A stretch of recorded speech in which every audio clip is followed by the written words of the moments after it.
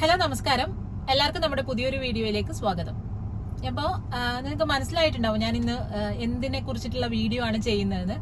അപ്പോൾ ലേറ്റസ്റ്റ് ആയിട്ട് ഞാനൊരു ഇന്റർവ്യൂ അറ്റൻഡ് ചെയ്യുകയുണ്ടായി. അപ്പോൾ അതിൽ കുറച്ച് കാര്യങ്ങൾ, ആ ഇന്റർവ്യൂവിന്റെ ഞാൻ എൻ്റെ ഒരു എക്സ്പീരിയൻസും അതിനോടൊപ്പം മെയിനായിട്ട് ഞാൻ ഫോക്കസ് ചെയ്യുന്നത് ഇപ്പൊ റീസെന്റ് നമ്മൾ നടക്കുന്ന ഇന്റർവ്യൂവിന് എന്തൊക്കെ കാര്യങ്ങൾ നിങ്ങൾ ശ്രദ്ധിക്കണം, എന്തൊക്കെ ടിപ്സ് എനിക്ക് നിങ്ങൾക്ക് തരാൻ പറ്റും, അതായത് എന്റെ റീസെന്റ് എക്സ്പീരിയൻസ് വെച്ചിട്ട് ഏതൊക്കെ ടൈപ്പിലുള്ള ക്വസ്റ്റ്യൻസ്, എന്തൊക്കെ രീതിയിലാണ് ഇന്റർവ്യൂ നടക്കുന്നത് ഇപ്പോൾ എന്നുള്ളത് ഒരു ഇൻഫർമേഷൻ നിങ്ങൾക്ക് തരാൻ വേണ്ടിയിട്ടാണ് ഈ വീഡിയോ ചെയ്യുന്നത്.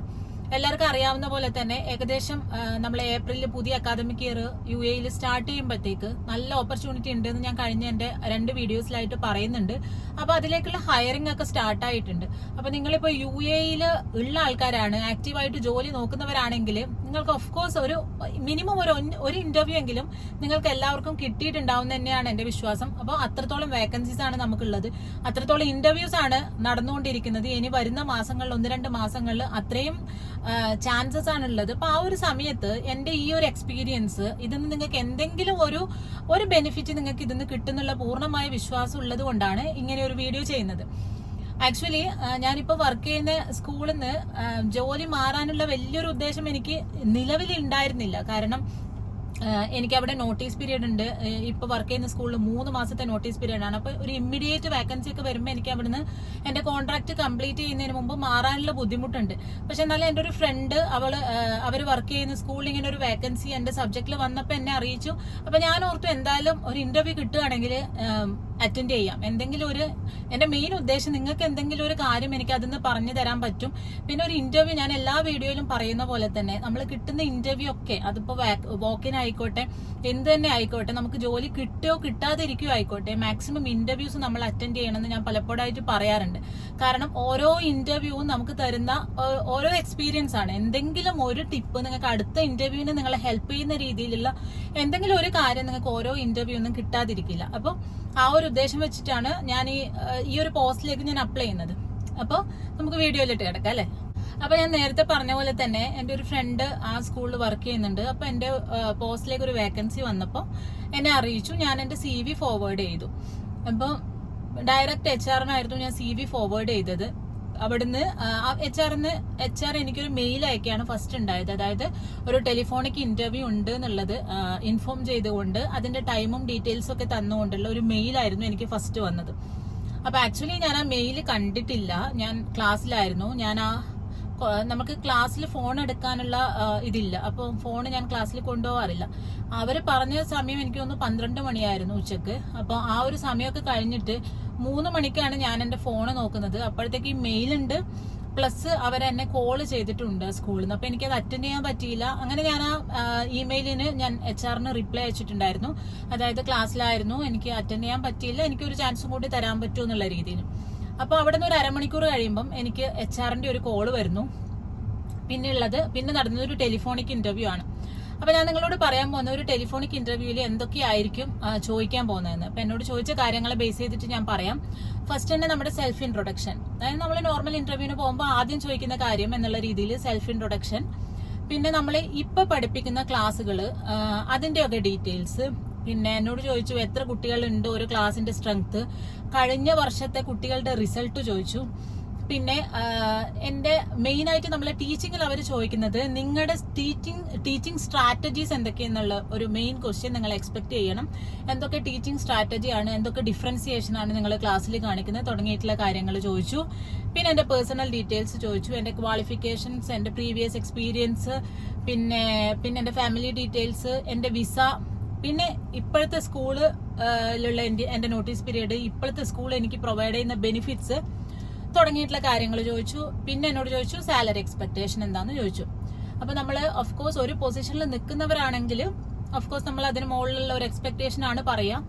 നിങ്ങൾ ഫ്രഷർ ആണെങ്കിൽ ഏകദേശം നിങ്ങൾ ആ ഒരു സ്കൂളിൽ നിങ്ങൾ CV അയക്കുമ്പോൾ നിങ്ങൾ ഏകദേശം ഒന്ന് അറിഞ്ഞു വെക്കണം എത്രയാണ് അവിടെ മാക്സിമം കിട്ടാൻ പറ്റുന്ന നിങ്ങളുടെ സാലറി എന്നുള്ള ഒരു റേഞ്ച് നിങ്ങൾ ഏകദേശം അറിഞ്ഞു വെക്കണം. എന്നിട്ട് അതിന് കണക്കാക്കിയിട്ട് നിങ്ങളുടെ എക്സ്പീരിയൻസും കാര്യങ്ങളൊക്കെ വെച്ചിട്ട് അതിന് കണക്കായിട്ടുള്ള ഒരു എക്സ്പെക്ടേഷൻ ആയിരിക്കണം നിങ്ങൾ പറയേണ്ടത്. അപ്പൊ ഇത്രയും കാര്യങ്ങളൊക്കെയാണ് ടെലിഫോണിക് ഇന്റർവ്യൂവിൽ ചോദിച്ചത്.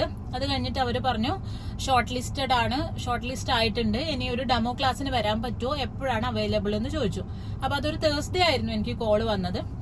അപ്പോ എന്നോട് അവര് പറഞ്ഞു ടുമോറോ വരാൻ പറ്റുവാണെങ്കിൽ ഫ്രൈഡേ. സ്കൂൾ ദുബായിലായിരുന്നു. നമുക്കിവിടെ ഷാർജ സ്കൂളുകളിൽ 3 ദിവസമാണ് ഓഫ്.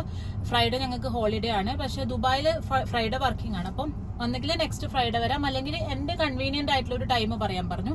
അപ്പൊ ഞാൻ നാട്ടിലേക്കൊന്ന് ട്രാവൽ ചെയ്യുന്നുണ്ടായിരുന്നു പിന്നത്തെ ആഴ്ച. അതുകൊണ്ട് ഞാൻ നാളെ തന്നെ വരാമെന്നുള്ള രീതിയിൽ പറഞ്ഞു. പിന്നെ ഡെമോനെ കുറിച്ചിട്ടാണ് ഡെമോന്റെ ടോപ്പിക്. പിന്നെ ഡെമോന്റെ ടോപ്പിക് അവര് അയച്ചുതരാന്നാണ് പറഞ്ഞത്. HR പറഞ്ഞു ഞാൻ മെയിൽ ചെയ്യാം, അതിന് പ്രിപ്പയർ ആയിട്ട് വരണം, ബാക്കിയുള്ള ഡീറ്റെയിൽസ് ഒക്കെ തരാന്ന് പറഞ്ഞിട്ട് ആ ഫോൺ കോൾ അങ്ങനെ അവസാനിച്ചു. പിന്നെ വൈകിട്ട് നല്ല ലേറ്റ് ആയിട്ടാണ് എനിക്ക് ഡെമോന്റെ ഒരു മെയിൽ കിട്ടിയത്. അത് HR അല്ല, എന്റെ ആ ഡിപ്പാർട്ട്മെന്റിന്റെ ഹെഡാണ് മെയിൽ അയച്ചിട്ടുണ്ടായിരുന്നത്. ആ മെയിൽ എന്ന് പറഞ്ഞാല് അതായത് നാളെ ഞാൻ എടുക്കാൻ പോകുന്ന ടോപ്പിക് ഇന്നതായിരിക്കും. അത് അത്യാവശ്യം നല്ല ഹാർഡർ ആയിട്ടുള്ള ഒരു ടോപ്പിക് ആയിരുന്നു. ഞാനിപ്പോ പഠിപ്പിക്കുന്ന ഒരു ടോപ്പിക് അല്ല, ഒരു ഡിഫറെന്റ് ആയിട്ടുള്ള ഒരു ടോപ്പിക് ആയിരുന്നു. പ്ലസ് അതിന്റെ ലേണിംഗ് ഒബ്ജക്റ്റീവ് എന്തൊക്കെ വേണം എന്നുള്ളത് അവർ മെൻഷൻ ചെയ്തിട്ടുണ്ടായിരുന്നു. ആക്ടിവിറ്റി ഓറിയന്റഡ് ആയിരിക്കണം ക്ലാസ് എന്നുള്ളതും മെൻഷൻ ചെയ്തിട്ടുണ്ടായിരുന്നു. പിന്നെ എന്തെങ്കിലും പ്രാക്ടിക്കലിന് വേണ്ടിയിട്ടുള്ള എന്തെങ്കിലും അറേഞ്ച്മെന്റ്സ് വേണമെങ്കിൽ അത് ഇൻഫോം ചെയ്യണം എന്നുള്ള കാര്യം, ഇതൊക്കെ തുടങ്ങിയിട്ടുള്ള ഒരു നീണ്ട മെയിലായിരുന്നു കിട്ടിയിട്ടുണ്ടായിരുന്നത്. അപ്പൊ മെയിൽ കിട്ടിയപ്പോ ഞാനൊന്ന് പോണോ വേണ്ടയോ, എന്തായാലും എനിക്ക് അതൊരു ഇമ്മീഡിയറ്റ് പൊസിഷൻ ആണെന്ന് HR എന്നോട് പറയുണ്ടായിരുന്നു ഫോൺ ചെയ്തപ്പോൾ, പെട്ടെന്ന് ജോയിൻ ചെയ്യാൻ പറ്റുമോ എന്നുള്ള രീതിയിൽ.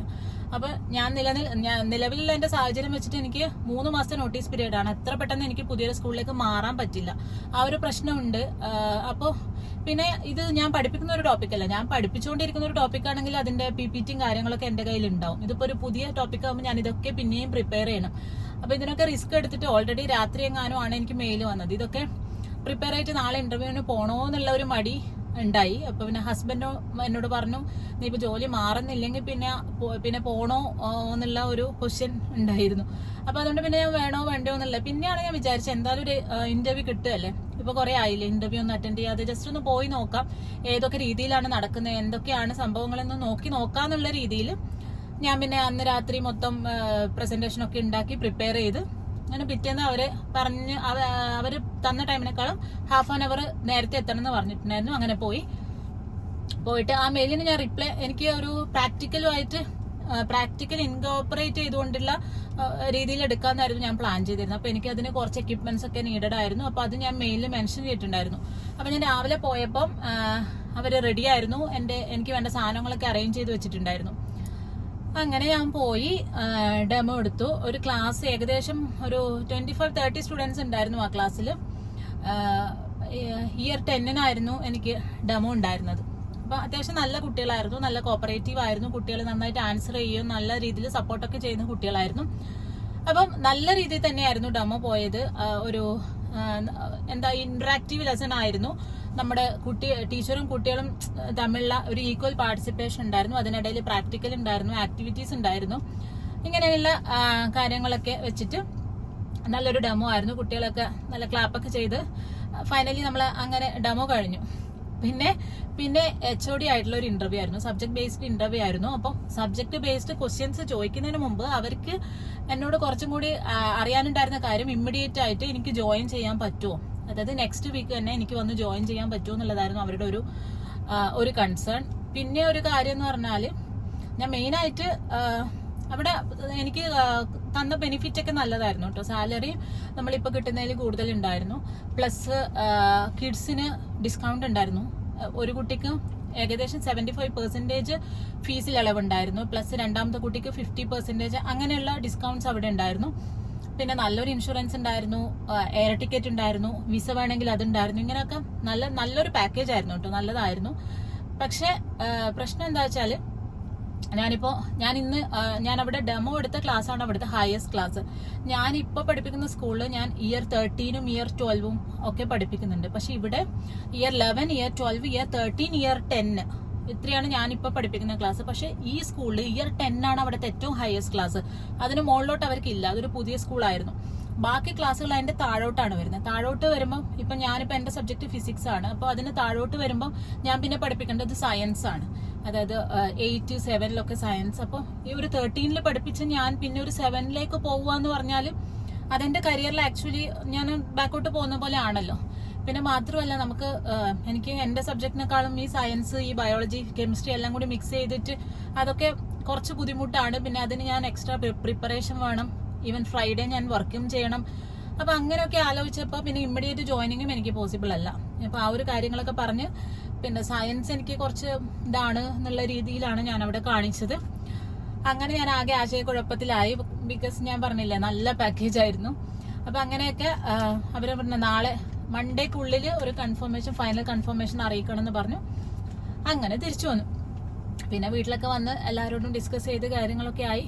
പിന്നെ ഫൈനലി വേണ്ട, നോക്കാം, എന്തായാലും വേറെ സ്കൂളിൽ നോക്കാം, ഇപ്പൊ തൽക്കാലം വേണ്ടല്ലോ, പിന്നെ കുറച്ച് മാസങ്ങൾ കഴിയട്ടെ, അത് കഴിഞ്ഞിട്ട് ഒന്ന് ആക്റ്റീവായിട്ട് നോക്കാന്നൊക്കെയുള്ള രീതിയിൽ ആയിരുന്നു വന്നത്. പിന്നെ HOD ചോദിച്ച കുറച്ച് കാര്യങ്ങൾ, നിങ്ങൾക്ക് ഹെൽപ്പ് ചെയ്യുന്ന കാര്യങ്ങൾ എന്ന് ഞാൻ പറഞ്ഞില്ലേ, അത് ഒന്ന് മെയിനായിട്ട് ചോദിച്ചത് ഇത് തന്നെ, ആക്ടിവിറ്റീനെ കുറിച്ചിട്ടുള്ള കുറച്ച് കൂടുതൽ ഡീറ്റെയിൽസ് ചോദിച്ചു. പിന്നെ ഡിഫറൻസിയേഷൻ, ഇതല്ലാതെ ഇപ്പൊ ഞാനിപ്പോ എന്റെ ആ ലെസണിൽ കുറച്ച് ഡിഫറൻസിയേഷൻ കാറ്റഗറീസും കാര്യങ്ങളൊക്കെ ഉൾപ്പെടുത്തിയിട്ടുണ്ട്. ഇത് കൂടാതെ നിങ്ങൾ എന്തൊക്കെ ഡിഫറൻസിയേഷൻ ഒരു ക്ലാസ്സിൽ കാണിക്കും എന്ന് തുടങ്ങിയിട്ടുള്ള കുറച്ച് ഡീറ്റെയിൽ ആയിട്ടുള്ള കാര്യങ്ങൾ ചോദിച്ചിട്ടുണ്ടായിരുന്നു.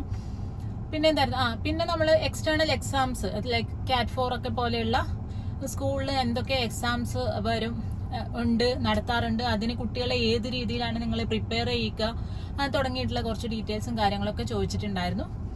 പിന്നെ HR ഇന്റർവ്യൂ ഇതൊക്കെ തന്നെയായിരുന്നു, പാക്കേജും ബാക്കി കാര്യങ്ങളും ഡീറ്റെയിൽസും ഒക്കെ തന്നെയായിരുന്നു ചോദിച്ചിട്ടുണ്ടായിരുന്നത്. അപ്പോൾ എന്തായാലും നല്ലൊരു എക്സ്പീരിയൻസ് ആയിരുന്നു. കുറച്ച് പുതിയ കാര്യങ്ങൾ കിട്ടി. അതായത് ഇങ്ങനെ ഡിഫറൻസിയേഷനും ക്ലാസ് റൂം മാനേജ്മെന്റും പിന്നെ അങ്ങനെയുള്ള തുടങ്ങിയ കാര്യങ്ങളെ കുറിച്ചിട്ട് ഡീറ്റെയിൽ ആയിട്ട് ഇന്റർവ്യൂസിന് ചോദിക്കുന്നുണ്ടെന്ന് മനസ്സിലായി.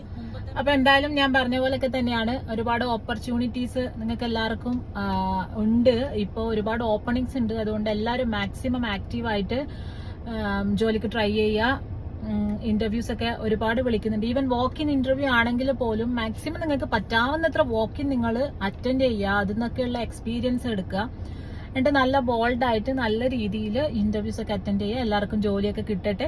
അപ്പൊ ഞാൻ കഴിഞ്ഞ വീഡിയോയിൽ കുറച്ച് ടോപ്പിക്സ് ഞാൻ ചെയ്യണമെന്ന് നിങ്ങൾക്ക് തോന്നുന്ന കുറച്ച് ടോപ്പിക്കുകൾ സജസ്റ്റ് ചെയ്യാൻ പറഞ്ഞിട്ടുണ്ടായിരുന്നു. അപ്പോൾ അതിൽ ഒരുപാട് ടോപ്പിക്സ് വന്നിട്ടുണ്ട് കേട്ടോ. ലൈക്ക് ടീച്ചറിന്റെ interview questions, assistant teacher interview questions, അങ്ങനെ കുറച്ച് ഇമ്പോർട്ടന്റ് ആയിട്ട് എനിക്ക് തോന്നിയ നല്ല കുറെ കമന്റ് ഞാൻ നോട്ട് ചെയ്ത് വെച്ചിട്ടുണ്ട്. അപ്പോൾ വരുന്ന വീഡിയോസിൽ നമുക്ക് ഓരോന്നായിട്ട് ചെയ്യാം. അപ്പോൾ ഓക്കെ, നമുക്ക് അടുത്ത വീഡിയോയിൽ കാണാം. Bye bye.